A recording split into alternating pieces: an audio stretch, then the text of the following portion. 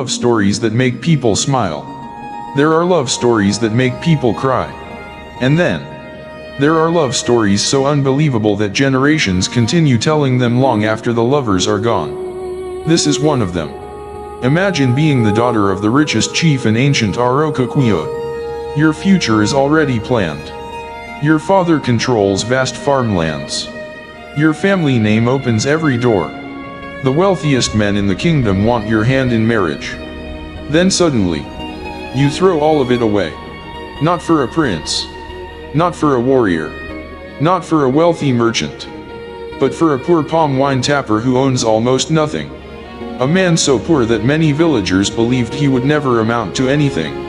Now imagine this. Your father discovers your secret. He forbids the relationship. The entire village turns against you. A wealthy suitor arrives with gifts, livestock, and enough riches to change your life forever. Your family forces you into marriage. Everyone expects your love story to end. But it doesn't. Because something happens inside that marriage that leaves an entire kingdom shocked. A bride refuses her husband. Day after day. Month after month. Year after year. Until one decision changes everything. A decision so unexpected that even the elders of Arochukwu could not believe it. But here is the question that still haunts this story. What kind of love can survive poverty? What kind of love can survive separation? What kind of love can survive a forced marriage?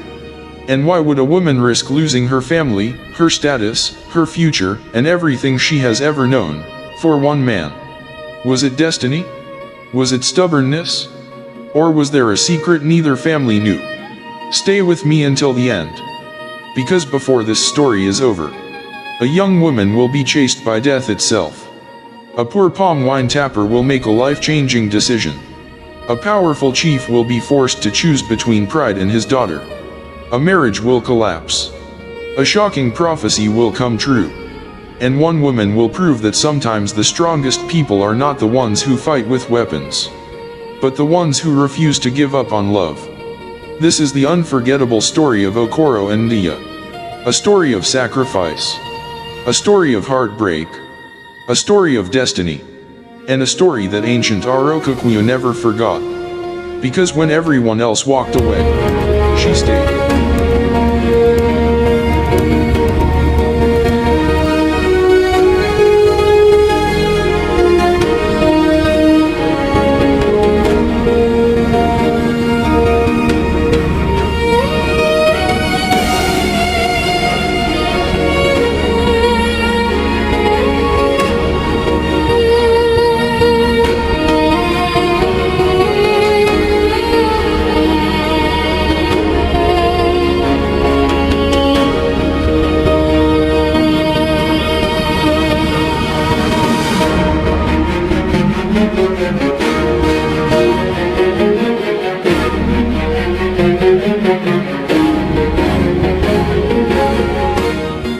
The children gathered around the evening fire. The moon hung quietly above the ancient land of Arochukwu. The soft sounds of crickets echoed from nearby bushes. Mud houses stood silently beneath the darkness. Palm trees swayed gently as if they were listening too. An elderly man adjusted his seat. His grandchildren moved closer. They loved hearing his stories. But this night felt different. His eyes carried memories. His voice became softer. Then he spoke. "Children, have I ever told you about the woman who chose poverty over wealth?" The children shook their heads. The old man smiled. "Then listen carefully." He stared into the fire. The entire Arochukwu once spoke about her. They mocked her. They insulted her. They called her foolish. But she stayed. The children leaned closer. The old man's smile faded. "Many years ago, before these wrinkles covered my face, I was a poor palm wine tapper named Okoro." A sudden gust of wind swept through the compound. The fire crackled. "As poor as my family was, we had dignity. My father tapped palm wine. I tapped palm wine. That was how we survived." Each morning before sunrise, Okoro climbed towering palm trees. His feet knew every rough bark. His hands carried scars from years of climbing. Yet he never complained. He simply worked. One morning changed everything. The sky was clear. Birds danced across the horizon. Okoro climbed one of the tallest palm trees near the river. As he collected fresh palm wine, something unusual caught his attention. A scream. A terrified scream. He looked down. Then his heart nearly stopped. A beautiful young woman was running through the forest path. Behind her was a wild leopard. The animal was gaining ground. Its eyes burned with hunger. Its claws tore through the earth. The woman stumbled. The leopard leaped. Okoro didn't think. He acted. He slid down the palm tree so quickly that his skin ripped against the bark. The pain meant nothing. He grabbed his hunting spear. The leopard charged. The woman screamed. The spear flew. Silence. The animal collapsed. Dust rose into the air. The forest became still. The young woman stood frozen. Her chest rose rapidly. She stared at the dead animal. Then she looked at Okoro. The young palm wine tapper looked like a warrior. Blood dripped from his wounded hands. Sweat covered his body. Yet his eyes remained calm. The woman stepped forward. "Who are you?" "Okoro." "Where do you live?" Okoro pointed toward a cluster of mud houses. The woman nodded slowly. Then she smiled. And something happened. Something neither of them expected. Okoro suddenly forgot what he wanted to say. Because he had never seen anyone as beautiful as her. Not during Ikeji festivals. Not in neighboring villages. Not anywhere. The woman thanked him and left. But as she disappeared into the forest path, she turned back and smiled again. Children, what do you think that smile meant? Did she already like him? Or was something else hidden behind that smile? Keep listening. Because what happened next shocked the entire kingdom of Arochukwu.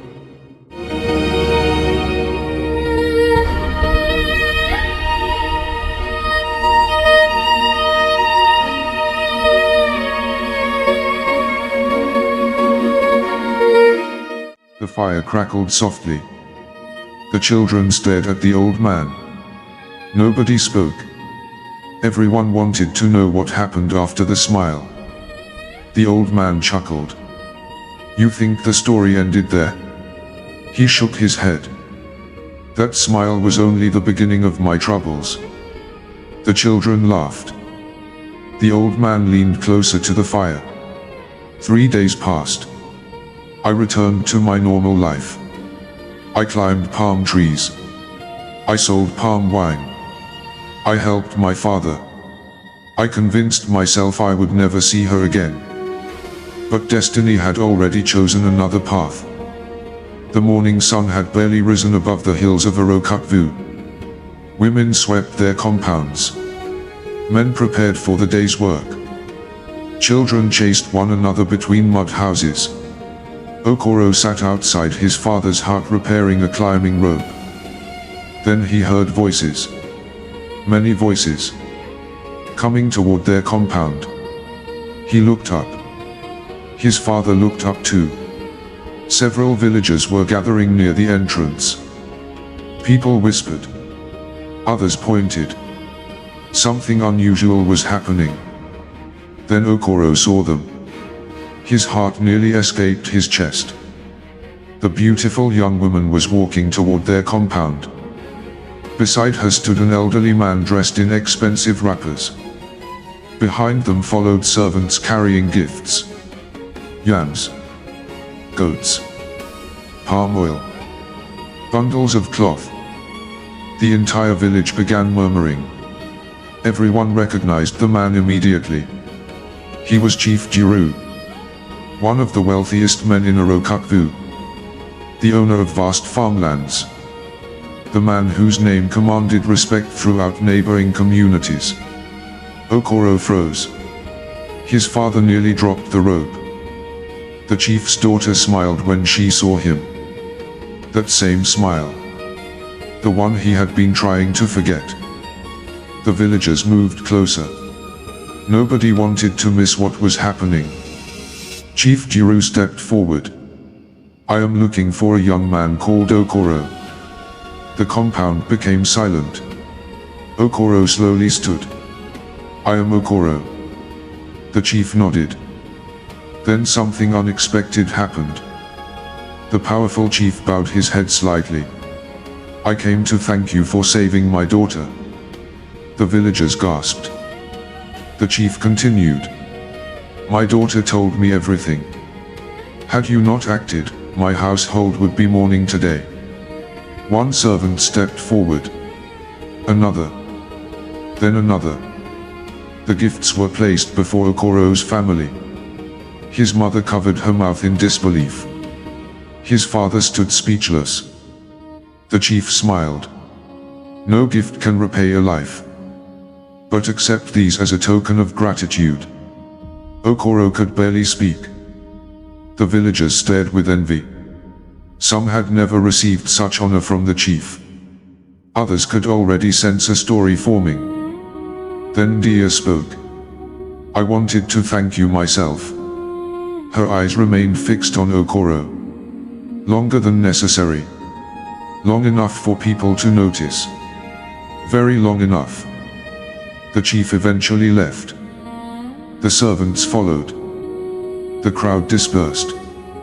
But Nnediya's gaze remained in Okoro's mind. That night he barely slept. Not because of the gifts. Not because of the chief. But because of her. Children. What would you have done? Would you have allowed your heart to wander towards someone completely beyond your reach? Or would you have protected yourself? Listen carefully. Because I made a choice that nearly cost me everything. Days became weeks. Weeks became months. Life appeared normal. Yet strange things kept happening. Whenever Okoro went to the river, Nnediya appeared. Whenever he visited the market, Nnediya appeared. Whenever he attended village meetings, Nnediya appeared. At first he thought it was coincidence. Then he realized it wasn't. She was finding reasons to be near him. One afternoon Okoro carried calabashes of fresh palm wine toward the market square. The road was quiet. Then he heard footsteps. He turned. Nnediya. Again. She smiled. Are you avoiding me? Okoro nearly stumbled. No. You are. No. You are. The smile on her face widened. Okoro felt trapped. The daughter of the richest chief in the community was teasing him like an old friend. Nothing about the situation made sense. You saved my life. I only did what anyone would do. No. She shook her head. Not everyone would. Her words remained in his mind long after she left. Days later the annual Ikeji preparations began. The entire kingdom became alive with excitement. Drums echoed across the villages. Masquerades were prepared. Farmers harvested crops. Women decorated compounds. Palm wine flowed freely. Visitors arrived from distant communities. It was one of the most celebrated periods in Arochukwu. Okoro loved the festival. But that year felt different. Because Nnediya was everywhere. During the dances. During the feasts. During the celebrations. Whenever he looked up, she was there. Watching. Smiling. Waiting. One evening during the festivities, young men gathered to display their strength and wrestling skills. Crowds surrounded the arena. Songs filled the air. The atmosphere vibrated with excitement. A challenger emerged. A powerful wrestler feared throughout neighboring villages. One by one, young men fell before him. Then the crowd began shouting, Okoro! Okoro! Okoro! The poor palm wine tapper stepped forward. The wrestler laughed. The contest began. Dust filled the air. The crowd roared. The struggle intensified. Neither man gave way. Then suddenly, the giant wrestler crashed to the ground. The arena exploded with cheers. Women screamed with excitement. Men raised their hands. Children danced. But among hundreds of faces, only one mattered. Nnediya. Her eyes shone with admiration. Something changed inside her that day. The feelings she had been hiding grew stronger. Much stronger. And she stopped trying to hide them. Meanwhile, rumors began spreading. People noticed. Women talked while fetching water. Men discussed it beneath palm trees. Market traders whispered. The chief's daughter was interested in a poor palm wine tapper. Some laughed. Some doubted it. Some believed it. But one person became increasingly concerned. Chief Jiru, Nnediya's father. He had begun noticing things. The long conversations. The lingering glances. The smiles. The excuses. At first he ignored them. Then he started asking questions. One evening he summoned his daughter. Nnediya. Yes, father. Is there something you wish to tell me? Nnediya remained silent. The chief watched her carefully. I hear strange rumors. Still she remained silent. The chief narrowed his eyes. Do they involve Okoro? Nnediya's heartbeat quickened. The room became silent. Then she spoke. The answer shocked her father. Yes. The chief stared at her. Disbelief spread across his face. You cannot be serious. But Nnediya did not withdraw her words. Not even slightly. The chief rose slowly. His expression darkened. Nnediya. That boy owns nothing. He cannot provide for you. He cannot protect your future. He cannot carry the honor of this family. But Nnediya surprised him again. I did not ask for his wealth. The chief's jaw tightened. I asked for his heart. Silence filled the room. Outside, the wind rustled through palm trees. Inside, a storm was beginning. A dangerous storm. One that would eventually shake the entire community. Because Chief Jiru had already chosen another husband for his daughter. A husband she had never met. A husband whose family possessed more wealth than even the chief himself. And at that very moment, messengers were already traveling toward Arochukwu to begin marriage discussions. Neither Okoro nor Nnediya knew. But their greatest battle had just begun. Children, what do you think happens when love challenges power?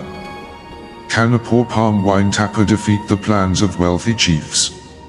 Or is their story about to end before it truly begins? Listen closely. Because what happened next caused an uproar throughout ancient Arochukwu. And nobody saw it coming.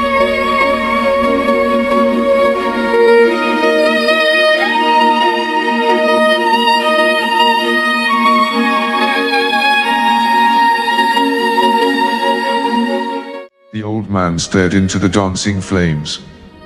His grandchildren sat silently.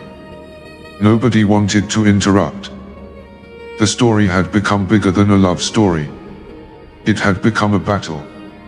A battle between the heart and tradition. The old man sighed. Children, there is something you must understand.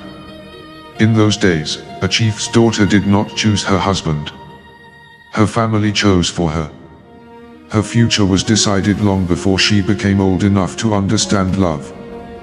The children exchanged glances. The old man nodded. That was why what Nnediya did shocked everyone. He adjusted his wrapper. Then continued. The days that followed became difficult for Nnediya. Her father's questions became more frequent. His eyes watched her movements. His servants watched her movements. Even some of her relatives watched her. But love has a strange way of finding paths where none seem to exist. Whenever Nnediya felt trapped, she found her way to the river. The river was peaceful. The water moved gently over smooth stones. Tall palm trees lined the banks. Birds sang from hidden branches. It became her refuge. Unknown to most villagers, it also became Okoro's refuge. One evening, as the sun painted the sky orange, Okoro arrived carrying empty calabashes. He intended to collect water. Instead, he found Nnediya sitting alone near the riverbank. She smiled. "You came." Okoro sighed. "I did not come to meet you." She laughed softly.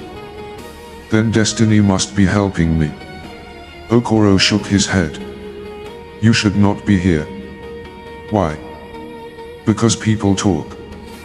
They have always talked. They will continue talking." Okoro sat down on a nearby rock. For a while neither spoke. The sound of flowing water filled the silence. Then Nnediya asked a question. A question that changed everything. "Do you truly feel nothing for me?" Okoro's heartbeat quickened. He looked away. The river suddenly became very interesting. Anything was better than looking into her eyes. Nnediya waited. The silence stretched. Finally, Okoro spoke. "I am poor." Nnediya frowned. "I know. Your father would never allow it." "I know. My family owns almost nothing." "I know. The entire village would laugh at us." "I know." Okoro turned toward her. "Then why are you doing this?" The answer came immediately. Because she had known it for a very long time. Because I love the man. Not the wealth. The words landed heavily. Okoro felt them. Deeply. Yet fear remained stronger. At least for now. Days later, news spread across Arochukwu. Visitors had arrived. Important visitors. Very important visitors. The entire community buzzed with curiosity. Chief Jiru received them personally. Goats were slaughtered. Palm wine flowed generously. The visitors were welcomed with honor. Nobody knew the real reason for their arrival. Until rumors began spreading. The visitors represented the family of a wealthy young man named Ezudo. His father owned enormous farmlands. His family possessed wealth beyond imagination. Their compounds stretched across vast lands. Their barns overflowed with yams. Their influence reached neighboring kingdoms. And they had come for one reason. Nnediya. The village erupted with excitement. Women celebrated. Men praised Chief Jiru. Many called it a perfect match. A chief's daughter marrying into an even wealthier family. Everything appeared settled. Everything except one small problem. Nnediya. When her father informed her about the marriage plans, she refused. Immediately. Firmly. Without hesitation. The chief stared at her. Certain he had heard incorrectly.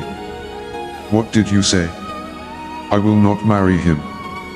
The room fell silent. Servants stopped moving.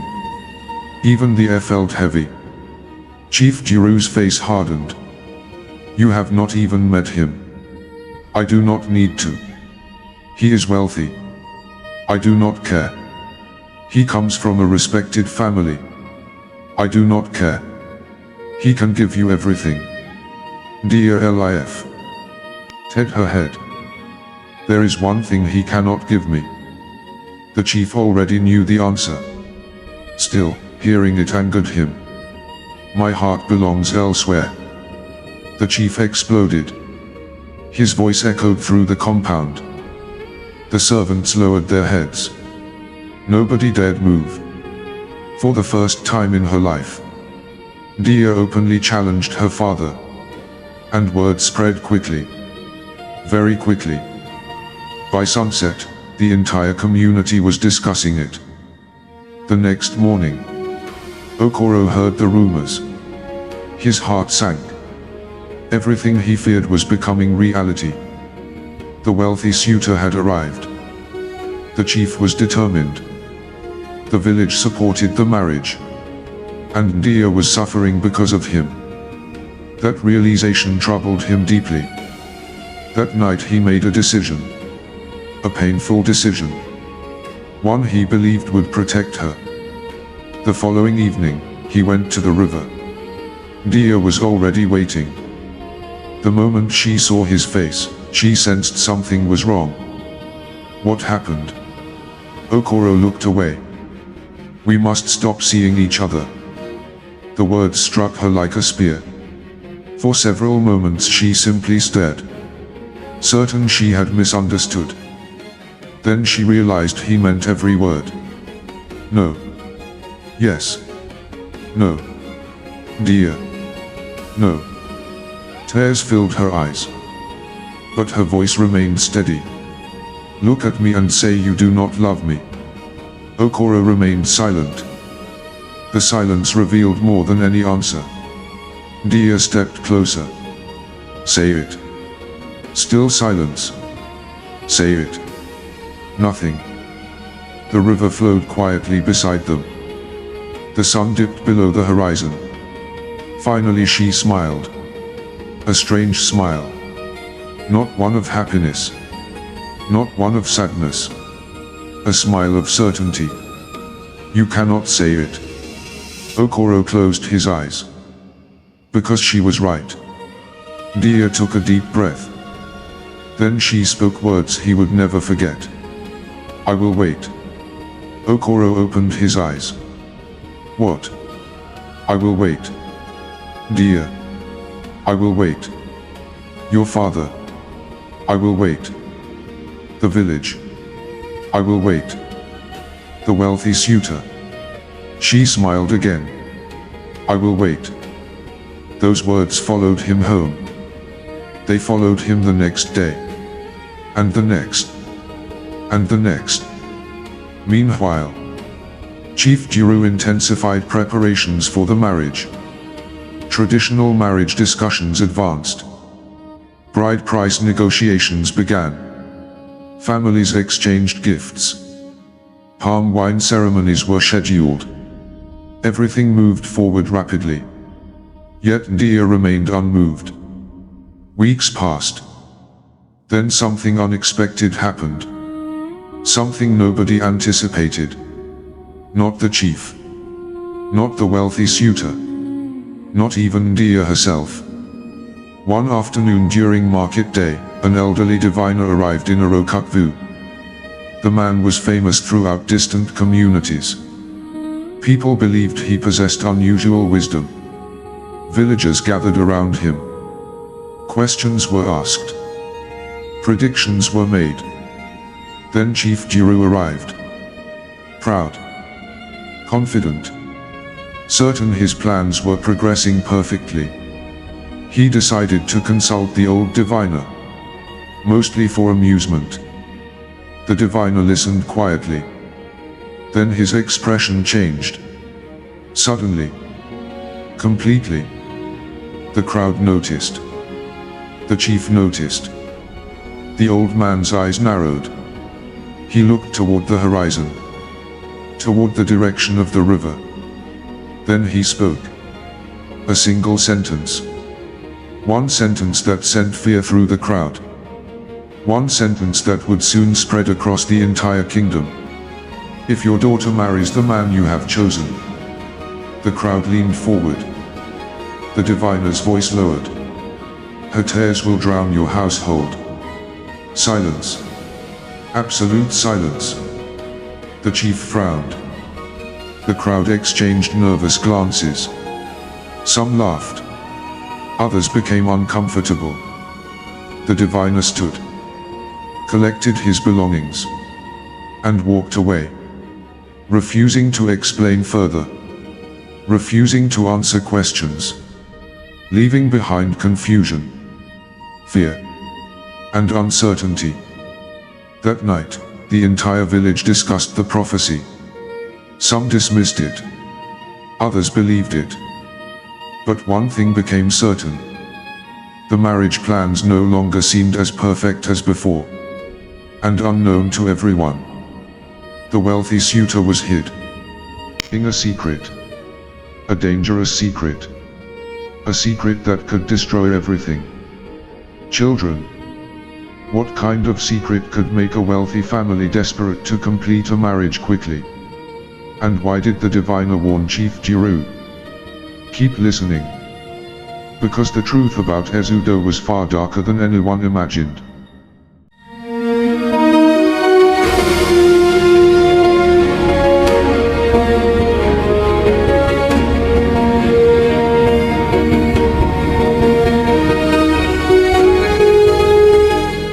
The old man stared at the fire. The flames reflected in his eyes. For a moment, he said nothing. His grandchildren waited impatiently. One of them finally spoke. "Grandfather, what was Ezudo's secret?" The old man smiled. "I knew you would ask."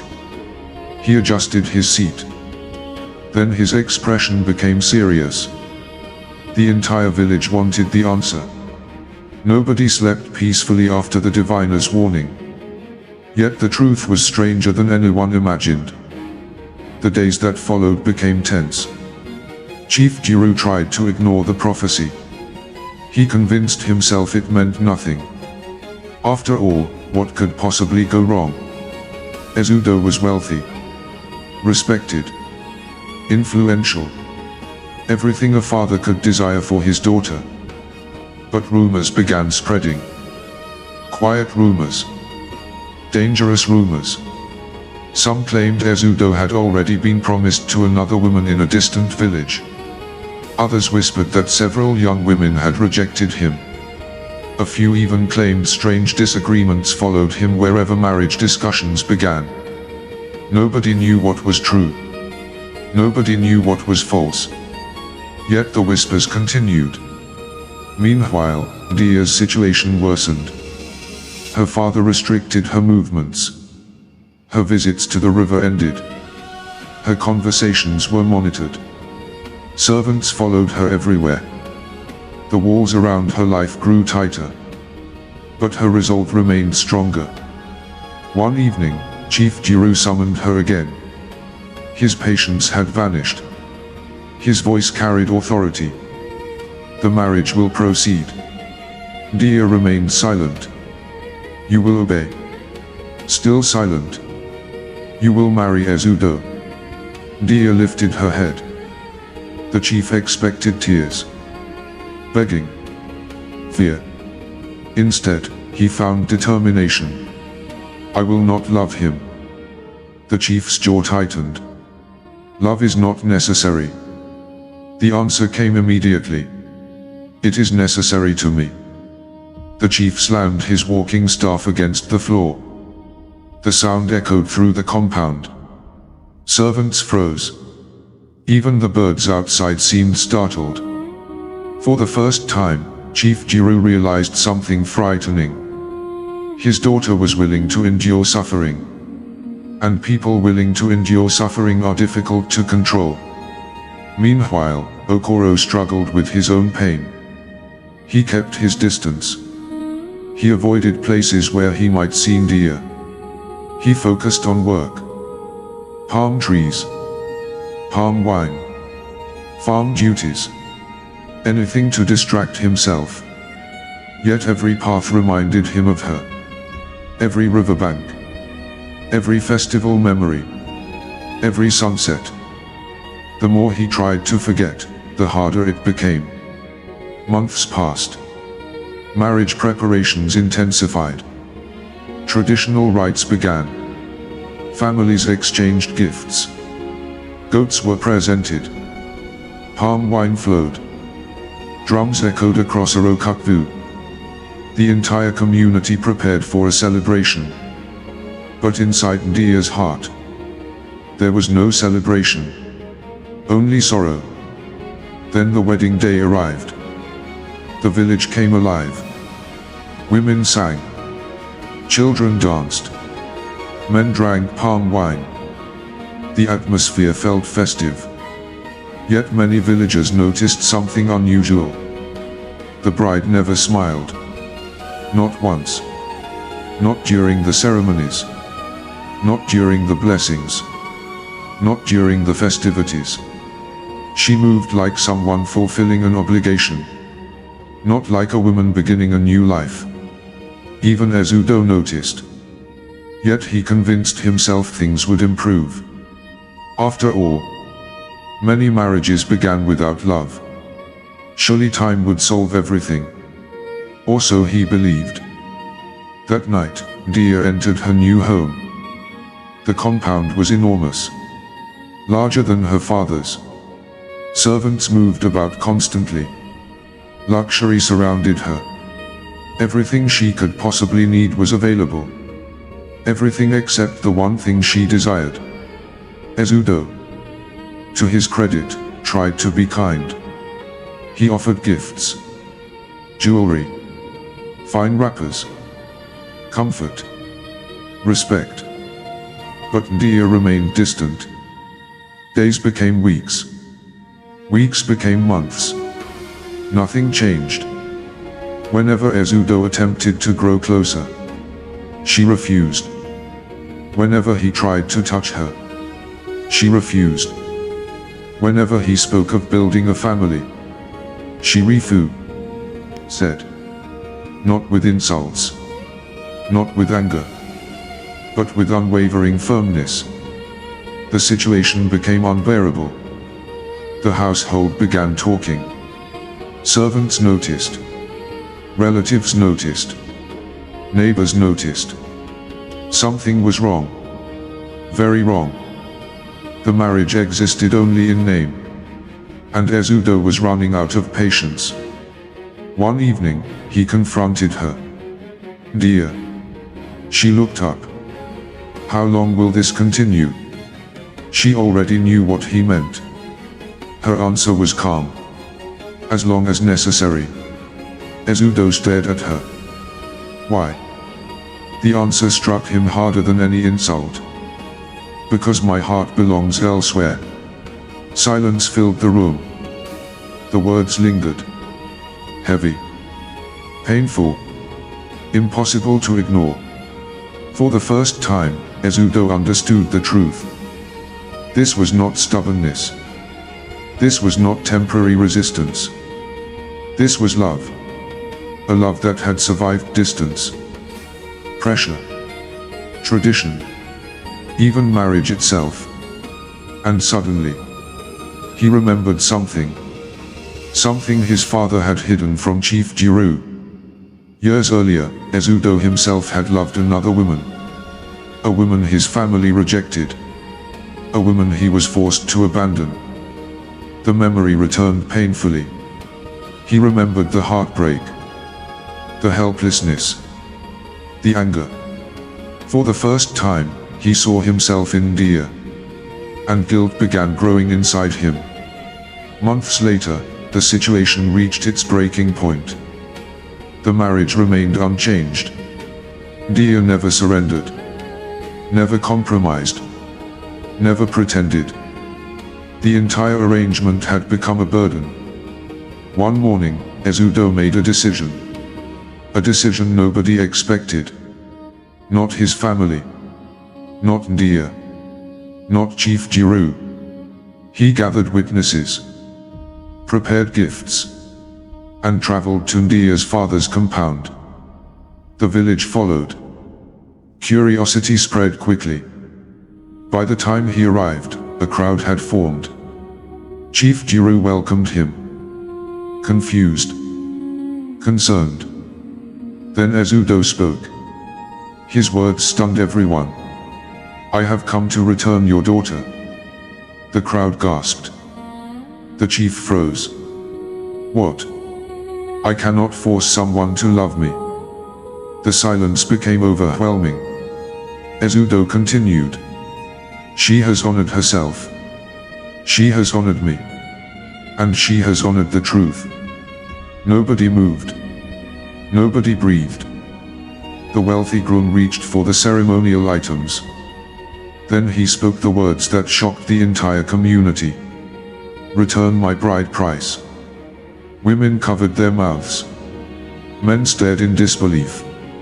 Some thought they were dreaming. Others wondered if they had heard correctly. Chief Jiru looked at his daughter. For the first time. Truly looked at her. He saw no hatred. No rebellion. No disrespect. Only unwavering love. The same love she had declared years earlier. The same love he had fought against. The same love that refused to die. The chief's confidence began crumbling. Everything he believed was right had led to this moment. The diviner's warning echoed in his mind. If your daughter marries the man you have chosen, her tears will drown your household. Suddenly, he understood. The prophecy had never been about disaster. It had been about heartbreak. And now the entire village stood watching. Waiting. Judging. Wondering what the chief would do next. Would he continue resisting? Would he force another marriage? Would he finally accept defeat? Children, what would you do if you were Chief Jiru? Would you protect your pride? Or would you protect your daughter? Because what happened next changed everything. Not only for Nnediya. Not only for Okoro. But for the entire community of Arochukwu. And when the truth finally emerged, even the elders were left speechless.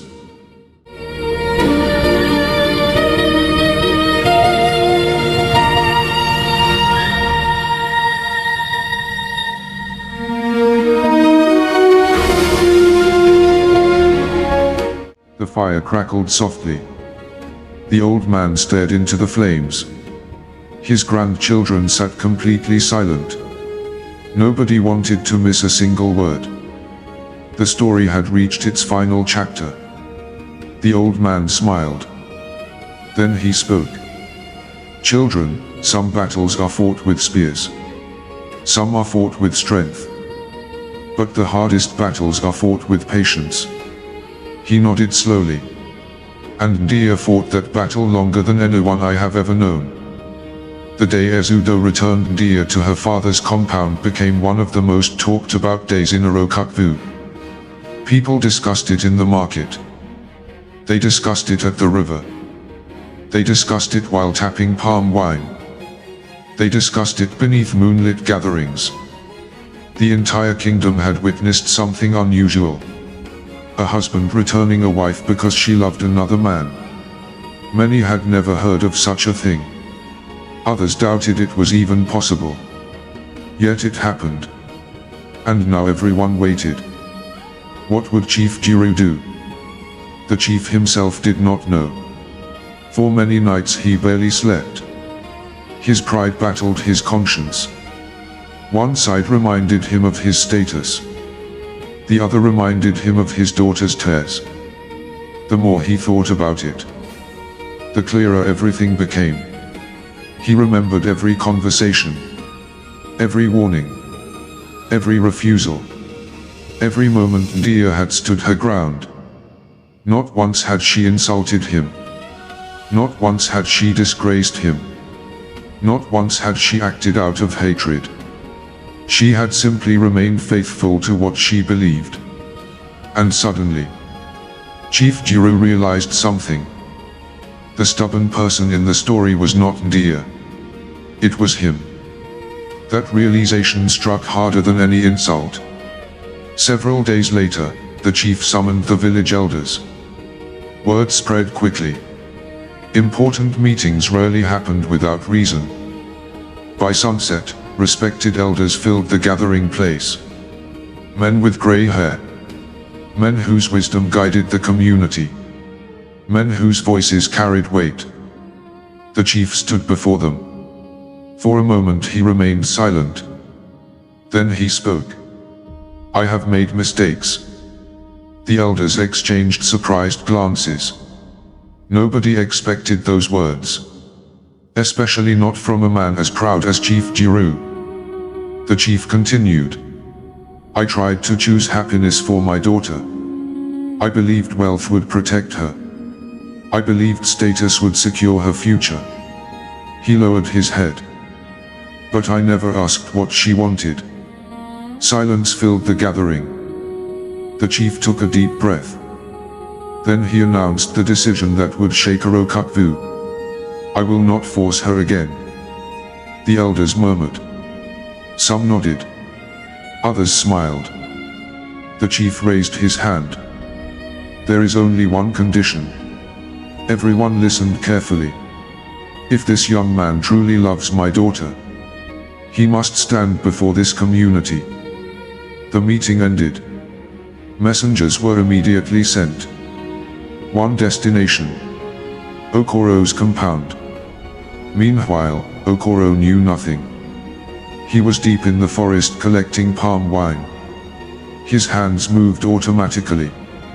His thoughts remained elsewhere. Years had passed. Years of longing. Years of sacrifice. Years of wondering whether he would ever see Nnediya again. Suddenly, distant voices echoed through the trees. Men were calling his name. Loudly. Urgently. Okoro climbed down. Confused. Several messengers stood waiting. Breathing heavily. One of them stepped forward. The chief wants to see you. Okoro froze. His heart began racing. The chief. After everything. Why? Questions flooded his mind. But no answers came. That evening he arrived at the gathering place. The entire community was present. Men. Women. Children. Elders. Even neighboring villagers. Everyone wanted to witness what would happen. Then Okoro saw Nnediya, standing beside her father. Their eyes met. Years of memories returned instantly. Neither spoke. Neither needed to. The chief stepped forward. The crowd became silent. Then he addressed Okoro. Do you love my daughter? The question echoed across the gathering. Okoro swallowed hard. This was the moment he had imagined countless times. Yet now that it had arrived, words felt difficult. Still, he answered. Yes. The chief nodded. How long have you loved her? Okoro looked toward Nnediya. Then back toward the chief. For many years. The chief asked another question. A harder question. If she chooses a life with you, what can you offer her? The crowd leaned forward. Many expected him to speak about wealth, land, possessions, livestock. Instead, Okoro answered differently. I can offer honesty. The crowd listened. I can offer loyalty. More silence. I can offer respect. The chief remained expressionless. Okoro continued. I may never become the richest man in Arochukwu, but every day of my life, I will value her. The crowd became quiet. Very quiet. The chief stared at him. Then something unexpected happened. The old chief smiled. Not a forced smile. Not a polite smile. A genuine smile. One that many had not seen in years. The chief turned toward his daughter. Nnediya. She stepped forward. The chief's voice softened. After everything, do you still choose him? Tears filled her eyes. Not tears of sadness. Tears of relief. Years of waiting had finally brought her here. And her answer came without hesitation. Yes. The crowd erupted. Women cheered. Men clapped. Children danced. The celebration spread instantly. But the greatest surprise was still coming. The chief raised his hand once more. The crowd quieted. Then he revealed something nobody expected. Something he had hidden for years. "I once loved a woman." The crowd gasped. Even Nnediya looked surprised. The chief laughed softly. "Before wealth. Before titles. Before power." The elders smiled knowingly. The chief nodded. "My father separated us." His eyes drifted toward the horizon. "I spent many years wondering what life would have been if I had fought harder." The crowd listened carefully. Then he looked directly at Nnediya. "I will not force my daughter to live with the same regret." At that moment, years of conflict ended. The chief approved the marriage. The bride price from Ezudo had already been returned. The path was finally clear. And Arochukwu celebrated. Not because of wealth. Not because of status. But because love had survived. The wedding took place during the next festive season. The village transformed into a sea of joy. Palm wine flowed endlessly. Drums echoed through the hills. Dancers filled the pathways. Families gathered from distant communities. The celebration lasted for days. People spoke about it for years. Some even speak about it today. Children, would you like to know the most surprising part of the story? The grandchildren nodded eagerly. The old man smiled. Then pointed toward a nearby doorway. An elderly woman appeared. Her hair had turned gray. Her face carried the marks of time. Yet her smile remained beautiful. The children stared. The old woman laughed. The old man reached for her hand. Their fingers intertwined naturally, as though they had done so 1,000 times. Because they had. The grandchildren suddenly understood. Their eyes widened. The old man smiled. "Yes. I am Okoro." The children gasped. The old woman chuckled. "And this?" The old man squeezed her hand gently. "Is Nnediya." The grandchildren erupted with excitement. Questions flew from every direction. The old couple laughed. The fire continued burning. The night grew deeper. Then one granddaughter asked the final question. "Grandmother, why did you wait so long?" The old woman smiled. A smile that carried decades of memories. Then she answered. "Because some people are worth waiting for." Silence followed. A beautiful silence. The old man looked at her. She looked at him. And in that moment, the title of the story finally revealed its meaning. The six. Lige doubted her. Her father opposed her. Tradition challenged her. Marriage tested her. Time tested her. Yet through every storm, she stayed. And because she stayed, they found the life they were meant to live. The fire crackled. The moon watched from above. And beneath the ancient sky of Arochukwu, the story finally came to an end. The end. Before you go, tell me in the comments. If you were Nnediya, would you have waited all those years for Okoro? Or would you have chosen the wealthy life offered to you? And what do you think was the most emotional moment in this story? Until the next story.